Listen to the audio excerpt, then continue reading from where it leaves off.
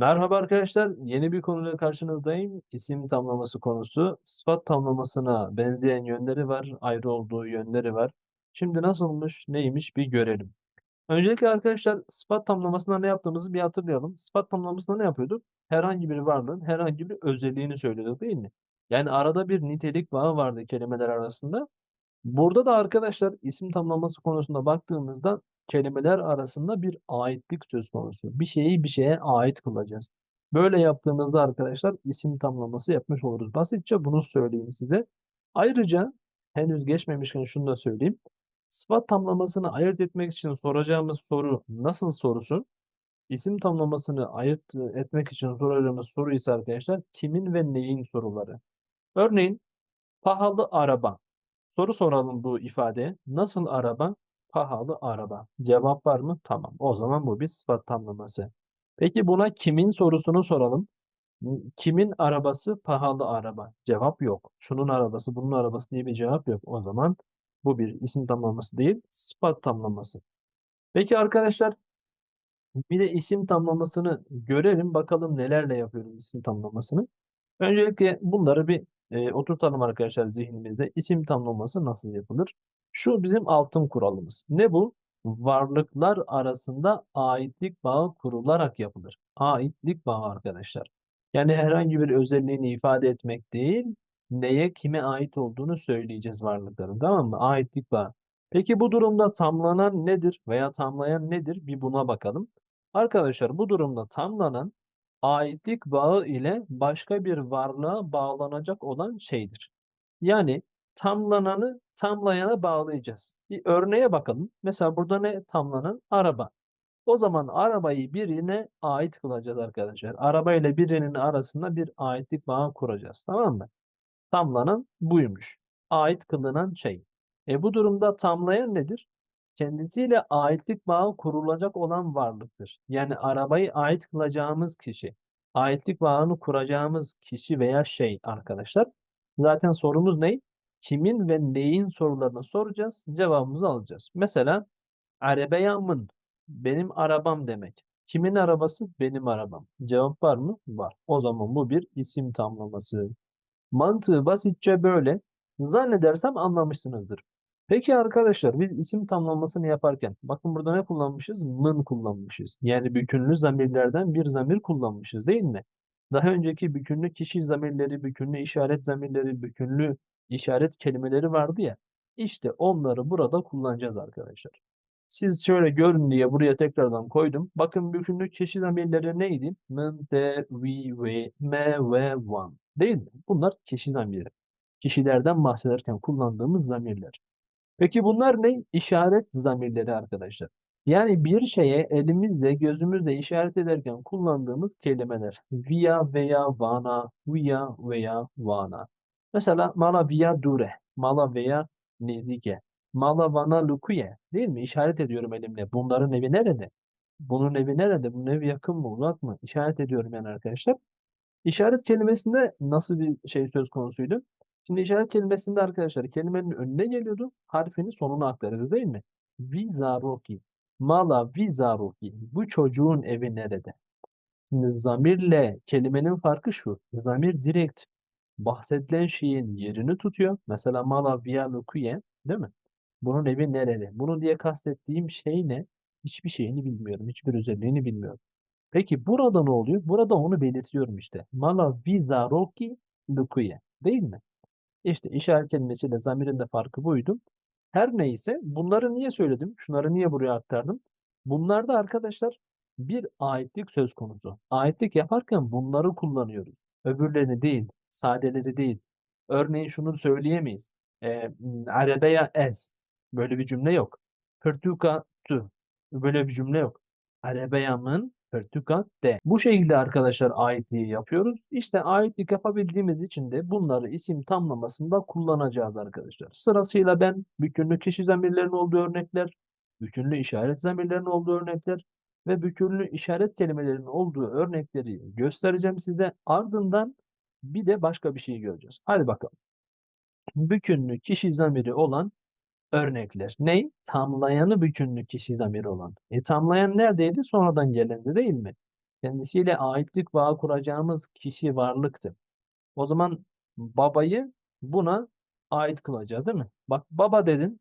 Baba ne baba? Ortada kaldı baba kelimesi değil mi? Babayı bir yere ait kıldığında baba tamlanmış oldu. O zaman ait kıldığımız yerde onu tamamlamış oldu. Anladınız mı? Mantığı çok basit. Tamlanan, tamlayan. Okuyalım. Bavemin avaikare. Benim babam avaikare inşaatçıdır. Benim babam gerçekten inşaatçı bu arada. Daikatte gabaniye. Daikatte senin annen gabaniye ev hanımıdır. Gabani ev hanımı demek. Brian we veya Brian we. Bakın çoğul bir kelime kullanıyorum. Burada da arkadaşlar zaten opsiyonel. Erkekse we, kadınsa we. Hani kime ait kıldığımız önemli. Brian we liverin. Brian ve Lever'in. Lever burada demek. Lever'in buradalar. Huişkenme mezinin. Huişkenme kız kardeşlerimiz büyükler. Bra bu arada erkek kardeş demek. Huş kız kardeş. Hevaleymin dransaze. Hevaleymin bakın E'den erkek olduğunu anlıyorum. Burada da bakın kadın var Hevala. Hevaleymin benim arkadaşım. Bak arkadaş dedim ortada kaldı. Bu arkadaşı bir yere bağlıyorum bana. Hevaleymin benim arkadaşım. Dransaze. Dransaz dişçi demek arkadaşlar. Hevalate parezdare. Hevalate senin arkadaşın, kadın arkadaşın yani. Parezdare hemşiredir. Parezer avukat, parezdar hemşire. Karıştırmayalım tamam mı? Zarokenvan büçükün. Zarokenvan büçükün onların çocukları küçükler. Malen ve lukune sizin evleriniz nerede? Evet arkadaşlar bu kadar basit. Tamlayanı bütünlük kişi zamiri. Tamam mı? Tamlayan kelime bütünlük kişi zamiri. Nınte, vi, ve, me, nınte, van, ve. Değil mi? Bu şekilde. Bir de arkadaşlar tamlayanı bütünlüğü işaret zamiri olan. İşaret zamiri ne dedi ki? İşaret edeceğiz. Bakın şu çocuğun yaptığı gibi elimizde bir şeye işaret ederken kullandığımız kelimeler. Via veya vana, via veya vana. Vi ve V'nin farkı ne? Via veya Van'a yakınlar, Via veya Van'a uzaklardı değil mi? Hatırladığınızı umuyorum. Hatırlamıyorsanız da açın eski videolardan izleyin lütfen. Desti Via şikestiye. Bunun eli kırıktır. Desti Via. Kimin eli? Bunun eli. Değil mi? Soruyu sorduk cevabı aldık. O zaman bu bir isim tamlaması. Hore veya Zere. Bunun saçı sarıdır. Kimin saçı? Bunun saçı değil mi? Bunun diye işaret ediyoruz. Malavana dure. Bunların evi uzaktır. Kimin evi? Bunların evi. Vana, değil mi? Rengi via reşe. Rengi, pardon doğru okumadım. Rengi via reşe. R'ye biraz bastırmalıydım. Rengi via reşe. Onun rengi siyahtır. Onun değil mi? Bak artık bunun demiyorum. Bak. Via bunun, via onun. Çünkü mesafe uzadı. Rengi via reşe. Onun rengi siyahtır. Rengi veya spiye. Onun rengi beyazdır. Bu da o, bu da o. Evet işte bu erkek, bu kadın. Zaten bunları biliyorsunuzdur. Gihayvana hındike. Onların otu azdır. Arkadaşlar onların otu azdır. İşaret ediyorum. Muhtemelen hayvanları kastediyorum. Değil mi? Çünkü neyi kastettiğim belli değil. Giha ot demek evet. Ama belki de insanları kastediyorum. İnsanların stokladığı otu kastediyorum değil mi? İşte bu işaret zamirinin mantığı bu. Yani sadece işaret edenler neye işaret ettiklerini biliyorlar. Biz bu okuyanlar olarak bu adam kimi kastediyor bilmiyoruz. Yani zamir budur zaten. Kastedilen şeyin yerini tutar. Deriye veya vekriye. Onun kapısı açıktır. Onun kapısı dediğim veya kısmından kadın olduğunu anlıyorum ya da dişi olduğunu söyleyeyim. Belki de bir evin kapısı, değil mi? Mesela mal kelimesi arkadaşlar dişidir. Mağlamın, değil mi? Deri mağlamın benim evimin kapısı. Deri veya derim mesela. Deri veya demem evde kastediyorsam. Devam edelim. Reya veya harabeye. Reya veya harabeye onun yolu bozuktur. Onun yolu bozuktur dediğim kişi mi veya başka bir şey mi? Değil mi? Bunu bilmiyoruz. Belli değil. İşte işaret zamirinin mantığı bu. Bütünlü işaret zamirleri bu şekilde arkadaşlar. Peki işaret kelimesi olunca ne oluyor? Dedik ki işaret ettiğimiz varlığı belirtiyoruz. Bakın yine işaret ediyoruz ama ne yapıyoruz? İşaret ettiğimiz varlığı belirtiyoruz. Deste via dersem kimin eli belli değil. Ama deste vi zaroti dediğimde bu çocuğun eli demiş oluyorum. Bu V ve Van'ı bilerek beyaz bıraktım. Yani bu renge boyamadım ki görebilesiniz diye. Bunlar arkadaşlar işaret kelimesi. Bütünlü işaret kelimesi V ve Van, V ve Van. V ve Van yakın, V ve Van uzak. Pekala. Bunların harflerini kelimenin sonuna aktardığını da biliyorsunuz. Bakın kendi harfini işaret ettiği varlığın sonuna aktarıyor. Deste vi zaruki şikestiye. Bu çocuğun eli kırıktır. Erkek çocuk bu arada V'den anlıyorum. Kore ve zaroki zere. Bu çocuğun saçı sarıdır. Bu çocuk dediğim kişi kız. V'den anlıyorum. Gördünüz mü arkadaşlar? Mala van zarokan dure. Bu çocukların evi uzaktır. Bak vanın anı zarokun sonuna bitişti. Gördünüz mü? Rengi vikeri reji. O eşeğin rengi siyahtır. Rengi vikeri sipiye. O eşeğin rengi beyazdır. Burada i, burada e. Neden? Çünkü burada arkadaşlar erkek bir eşek, burada da kadın bir eşek ya da işte dişi bir eşek diyelim. Ee, devam ediyoruz. Gihayi van devaran hındıke. O davarların yani büyükbaş hayvanların otu azdır. Deriye ve male ve griye. O evin kapısı açıktır. Rea Wigandhi harabeye. O köyün yolu bozuktur. Neyin yolu? O köyün yolu. Bak soruyorsun cevap var. Kimin yolu, neyin yolu dedin. Ya da mesela kimin eli? Bu çocuğun eli. Kimin saçı? Bu çocuğun saçı. Kimin evi? Bu çocukların evi. Tamam mı? Soruyu sorduğunuzda cevap varsa problem yok arkadaşlar. Dedik ki bunları kullanacağız değil mi? Mıntevi ve me ve van. Bütünlük kişi zamirleri via veya vana, via veya vana, bütünlü işaret zamirleri. Vi ve van, vi ve van. Bunlar da harflerle işaret ettiği kelimenin sonuna aktarıyor. Bunlar da bütünlü işaret kelimeleri. Bunlarla aitlik yapabildiğimiz için arkadaşlar, bunlarla isim tamlaması da yapabiliyoruz. Değil mi? Pekala. Son olarak bir şeyden daha bahsedeceğim arkadaşlar.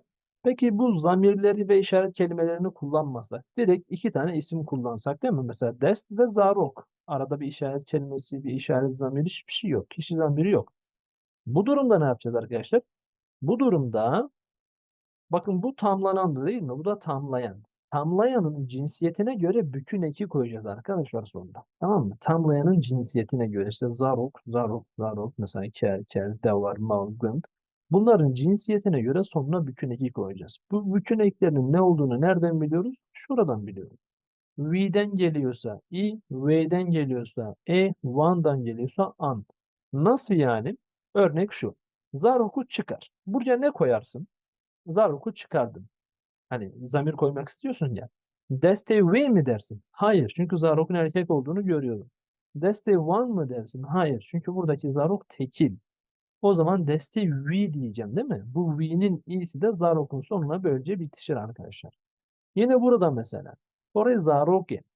Çocuğun saçı diyorum. Bu çocuk kadın mı? Evet. Tekil mi? Evet. O zaman buna çoğul eki getiremem. Eril eki getiremem. Dişil eki getireceğim. Oraya Zarok e. Budur arkadaşlar. Mantığı bu kadar basit. Mesela ne diyelim?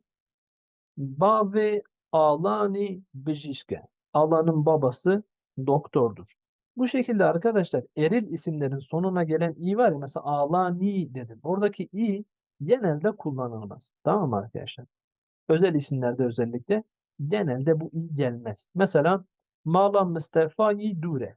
Mustafa'nın evi uzak diyeceğim ya sonra i getirmem lazım.